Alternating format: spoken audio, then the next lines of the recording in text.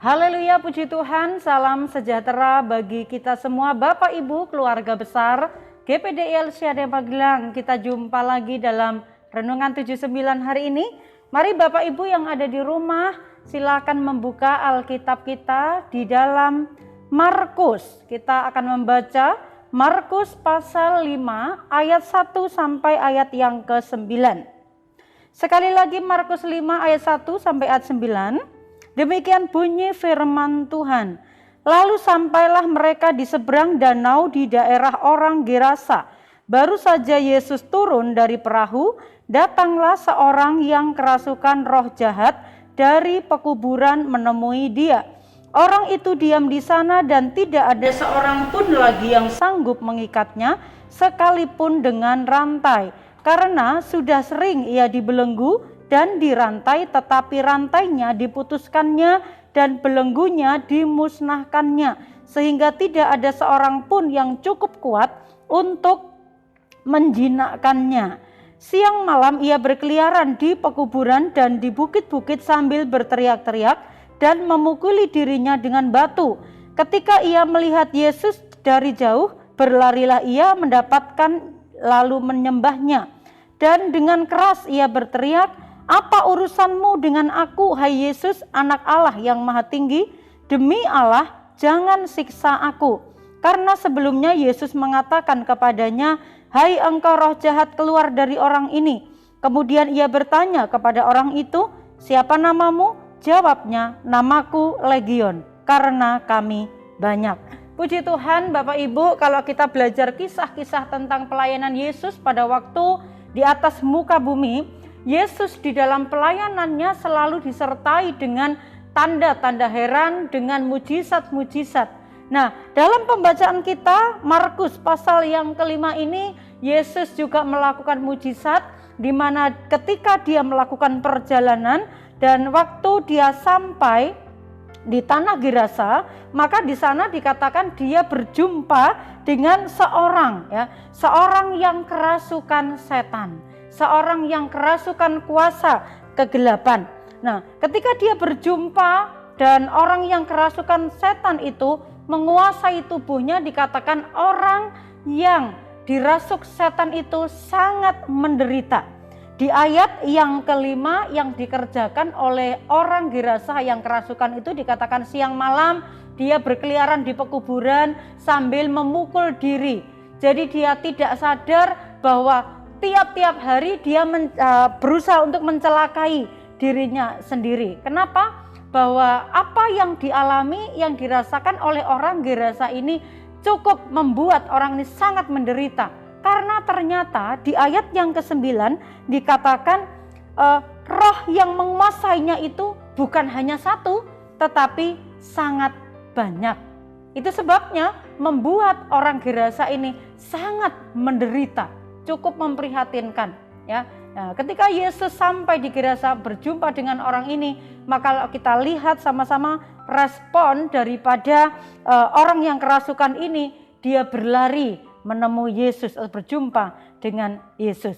Orang yang kerasukan setan ini hanya bisa dibebaskan oleh Tuhan Yesus, karena Tuhan Yesus berkuasa atas segala roh apapun yang ada di dunia ini.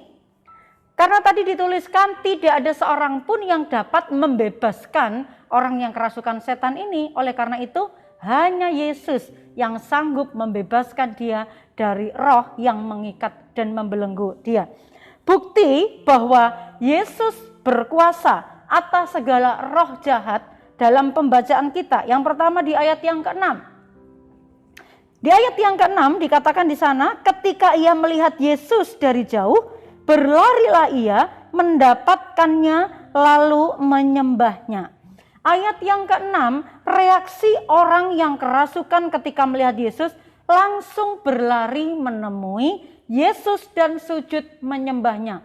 Bapak Ibu, orang banyak yang melihat orang yang kerasukan ini tentunya sangat ketakutan karena saking jahatnya ya roh yang menguasai orang Gerasa ini, sehingga kalau dia berjumpa dengan orang pasti akan menyakitinya, pasti akan ngamuk, dia akan marah ya, pasti akan melakukan hal-hal yang penuh dengan pemberontakan ya. Nah, tetapi dikatakan dalam ayat ini Orang yang sangat kuat karena kerasukan ini, dia justru berlari menemui Yesus dan sujud menyembah Yesus.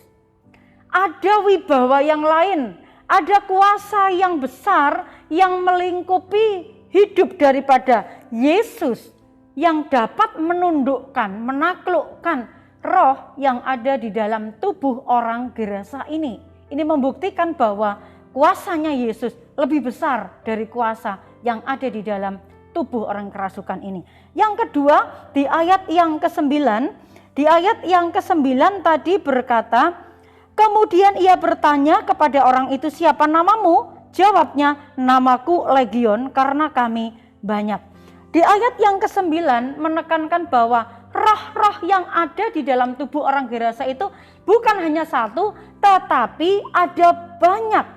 Sepasukan setan. Yesus tidak menghadapi hanya satu setan, tetapi menghadapi sepasukan setan. Nah, karena setan-setan itu jumlahnya banyak. Padahal orang yang kerasukan ini tidak bisa ditaklukkan oleh apapun dikatakan. Tapi Yesus seorang diri. Ini menandakan kuasanya Tuhan. Sekalipun Yesus sendirian, tapi dia bisa menaklukkan seberapa banyak pun kuasa kegelapan. Itu dapat ditaklukkan, ditundukkan oleh kuasa Tuhan Yesus. Selanjutnya di ayat yang ke-10 sampai ayat yang ke-13, yaitu roh setan itu tidak dapat berbuat apa-apa tanpa seizin Yesus. Ya. Ayat yang ke-7, juga roh setan itu mengakui tentang keilahian Yesus. Ini membuktikan Bapak Ibu bahwa Yesus itu berkuasa, kuasa Yesus itu ada di atas segala kuasa, roh-roh jahat, bahkan roh-roh yang ada di dunia ini, Yesus berkuasa atas mereka. Keilahian Yesus ini membuktikan bahwa kuasa Yesus sanggup menaklukkan semua roh yang ada di dalam dunia ini. Roh setan yang merasuki orang Gerasa itu sangat banyak sehingga membuat dia sangat menderita. Tetapi ketika Yesus datang, roh-roh itu sanggup ditaklukkan oleh kuasa Yesus. Bapak Ibu, seperti orang-orang Gerasa ini yang sementara kerasukan, dia hidupnya sangat menderita. Dia kerasukan roh-roh yang membuat dia tidak bisa mengalami damai sejahtera, tidak memiliki ketenangan. Mungkin kita tidak kerasukan roh seperti orang Gerasa ya, sampai menjadi stres, sampai menjadi orang seperti orang gila, melakukan hal-hal yang jahat. Mungkin kita tidak seperti demikian ya. Tetapi roh-roh dunia ini di saat-saat ini banyak yang meracuni manusia atau bahkan anak-anak Tuhan dengan hal-hal yang terlihat halus, hal-hal yang nampaknya itu baik-baik saja, yang nampaknya itu boleh dilakukan atau sah-sah saja. Tetapi kalau kita melihat bahwa roh-roh itu seringkali membuat hidup kita tidak merasakan tenang, tidak memiliki damai sejahtera. Dan manusia perlu dibebaskan dari roh-roh itu. Roh-roh apa saja? Ya, di dalam Markus pasal 7 ayat 20 sampai 21 di sana bahwa dari dalam dikatakan Yesus, dari dalam diri manusia ada pikiran jahat, ada percabulan, ada pencurian, roh iri, persinahan, hawa nafsu, kesombongan, kedengkian dan lain sebagainya. Hal-hal itu ada roh-roh yang tinggal di dalam diri manusia yang membuat manusia itu tidak lagi bisa memandang hal-hal baik. Karena apa? Ada roh iri, roh cemburu, roh dengki, roh percabulan, roh kemarahan, roh pikiran-pikiran jahat menguasai di dalam diri manusia itu. Apabila kita mungkin merasakan hal-hal itu, Bapak Ibu, ada roh-roh yang lain yang berusaha menguasai kita. Ya, bahwa semua yang ada di dalam diri manusia itu menajiskan.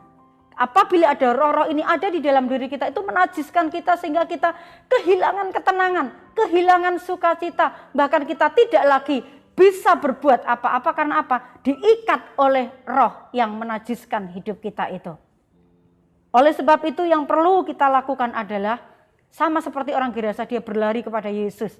Dia membuka hati, mengizinkan Yesus menjamah hidupnya. Yang perlu kita lakukan adalah membuka hati, mengundang Yesus masuk di dalam hati kita.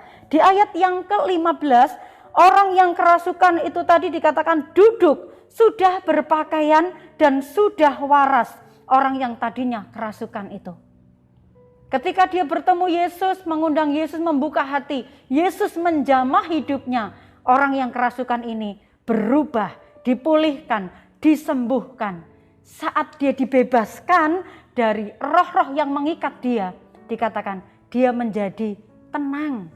Dia mengalami ketenangan, dia mengalami damai sejahtera.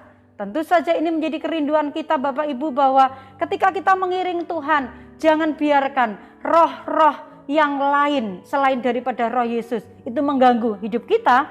Supaya apa? Hidup kita penuh dengan ketenangan, hidup kita penuh dengan damai sejahtera, karena hanya roh Yesus yang bertahta dalam hidup kita. Saat kita dibebaskan oleh Tuhan dari roh-roh yang menajiskan hidup kita, roh-roh yang mengikat kita, roh-roh yang tidak baik, yang membuat manusia itu berbuat jahat, maka roh Yesus itu yang mendatangkan ketenangan, mengubahkan kita, membebaskan kita, memulihkan setiap kehidupan kita. Ada tujuan Tuhan atas manusia ketika manusia itu sudah dibebaskan. Ketika Tuhan membebaskan orang Gerasa ini dari roh jahat, yang dilakukan di ayat yang ke-19 adalah orang Gerasa ini memberitakan perbuatan Tuhan. Ya. Karena di ayat yang ke-19 Yesus berkata melarang orang ini untuk mengikuti Yesus, tetapi katakanlah kepada orang-orang di kampungmu, orang-orang di rumahmu tentang apa yang Tuhan buat atas hidupmu. Jadi bahwa pemulihan, pembebasan yang Tuhan kerjakan atas hidup kita, tujuan Tuhan adalah apa? Kita dapat bersaksi atas perbuatan Tuhan yang ajaib yang Tuhan kerjakan atas kehidupan kita. Kalau kita dibebaskan, kita bisa memberitakan tentang kebaikan Tuhan, menjadi saksinya Tuhan, menceritakan tentang hal-hal yang besar yang Tuhan buat atas kehidupan kita. Orang yang sudah dibebaskan oleh Tuhan, dia akan mengingat terus apa yang dibuat oleh Tuhan di dalam setiap kehidupannya. Kita akan sama-sama membuka di dalam Titus pasal yang kedua. Titus pasal 2 ayat 12 sampai ayat yang ke-14 dikatakan demikian firman Tuhan. Titus 2 ayat 12 sampai 14.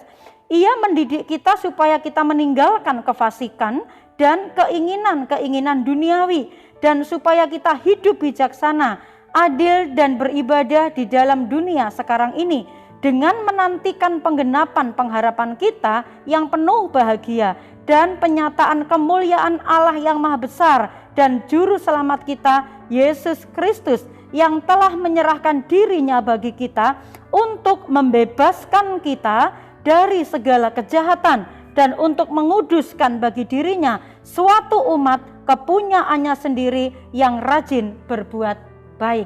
Kasih karunia Tuhan, kasih setianya Tuhan Yesus itu yang membebaskan kita dan akan memimpin kita untuk terus hidup di dalam kebajikan dan terus hidup berbuat kebajikan, sehingga hidup kita menjadi saksi. Orang-orang yang dibebaskan Tuhan memberkati orang-orang, dan kita pun dipakai oleh Tuhan untuk dapat mengajak orang-orang yang hidupnya terbelenggu, mereka pun dibebaskan karena kuasa daripada Tuhan Yesus.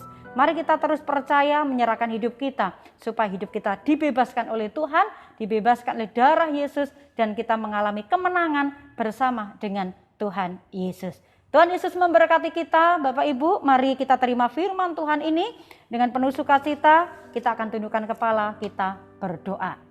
Bapa yang baik, kami bersyukur buat kemurahan Tuhan. Engkau yang sudah menyelamatkan kami, Engkau yang sudah membebaskan kami dari segala kutuk, dari segala ikatan-ikatan, dari segala kuasa dan roh-roh jahat yang berusaha mengganggu kami. Karena kami percaya kematian Tuhan itu adalah untuk membebaskan kami. Kuasa darah Yesus yang besar itu yang akan menguasai setiap kehidupan kami.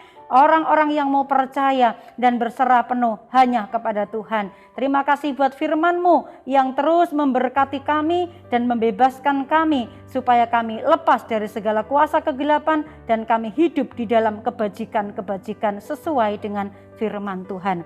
Ya Tuhan, keluarga GPD LCAD Magelang bersyukur karena Engkaulah jalan dan kebenaran dan hidup. Tidak seorang pun yang datang kepada Bapa kalau tidak melalui Engkau. Kami bersyukur buat firman-Mu dan kami terima firman ini dengan sukacita di dalam nama Tuhan Yesus Kristus. Haleluya. Amin.